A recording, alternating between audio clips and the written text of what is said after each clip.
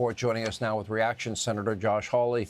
You know, I'm always hesitant, Senator, to be critical in any way of the brave men and women that'll take a bullet for our elected officials. And when we saw their heroism on display once this incident did unfold. However, if you look at Butler, you look at Trump International, you look at this case here, there are things that do concern me. Number one, I think the perimeter, first of all, I think you should have multiple perimeters.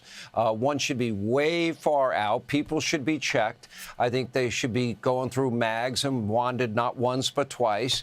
That's number one. The same thing with Butler. How did a guy get on a ladder 130 yards away from Donald Trump? That should never happen. I think when it comes to securing an area, you got to secure the whole area. You got to secure that whole hotel. Then after you secure it, you got to hold it and make sure nobody goes to where you just swept. You got to sweep it, secure it, and hold it. And that didn't happen in this hotel. That didn't happen at Trump International, you know, a known area for paparazzi. Nobody looked at the treat area around those golf holes. In Butler, how does somebody get within 130 yards with a rifle and climb a ladder on a roof? There's something radically wrong in my view. Thoughts? Well, we've had a lot of security failures. There's no doubt about that, Sean. I want to echo what you said, that obviously the brave men and women on the ground in the moment there reacted with incredible heroism.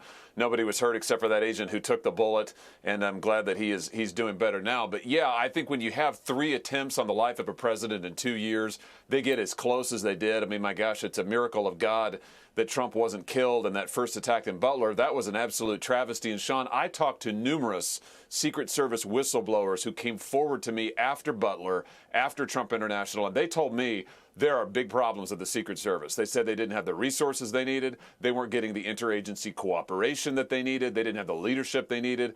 Now, I commend the president for changing out the leadership, but I think we need to know, is the Secret Service getting all the resources they need? Are they getting the cooperation that they need? Are the right protocols in place? We got to be able to protect the life of the president and protect the lives of people around him, including the public. I think there's some work to do here.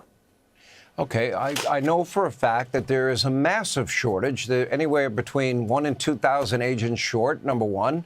Number two, if they cannot, in a hotel situation like this, maybe they have 1,000 rooms. I don't know what the capacity is or occupancy is.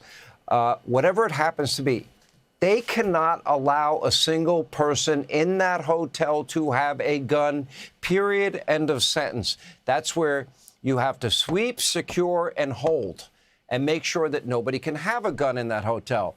If you look at where this perimeter is set up right here in the video we're showing right now on your screen, as far as I'm concerned, I think that is too close to the ballroom. If that venue is too big and they're not able to sweep, secure, and hold, then you got to pick a different venue, don't you? Yeah, and I think that may be part of the problem here. The Washington Hilton is an absolutely massive complex. And you're right, Sean. I mean, the shooter was able to get in there with all kinds of weapons, I think the day before, but have them with him that entire time. You see the video of him walking around both the day before and then hours before the event with the president. You know, clearly that is really, if that's not a security breach, it's coming right up close to it, and we all know what happened.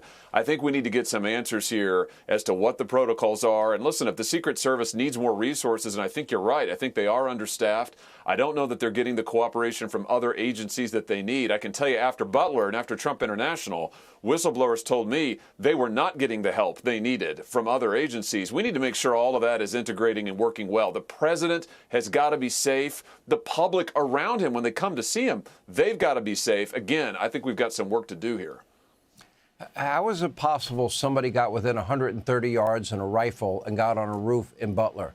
How is it possible that the president is playing golf very close to a treat area known for paparazzi? That area never got swept. How is it possible this entire hotel was not swept?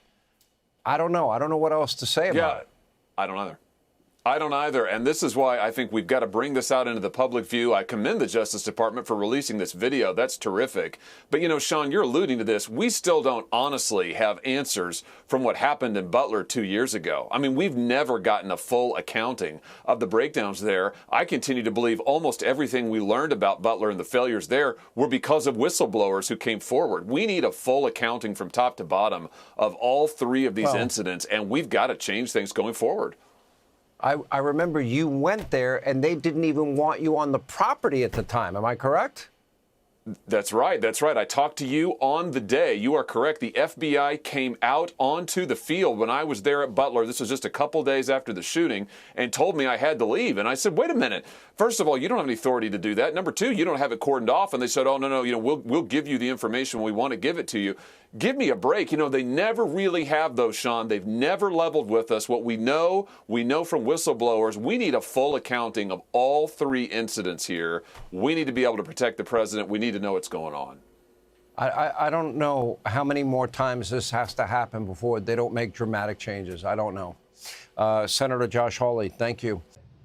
All right, thanks for watching. Check out my new podcast, Hanging Out with Me, Sean Hannity. The big interviews, the debates you won't get anywhere else. Like and subscribe for new episodes every Tuesday and Thursday.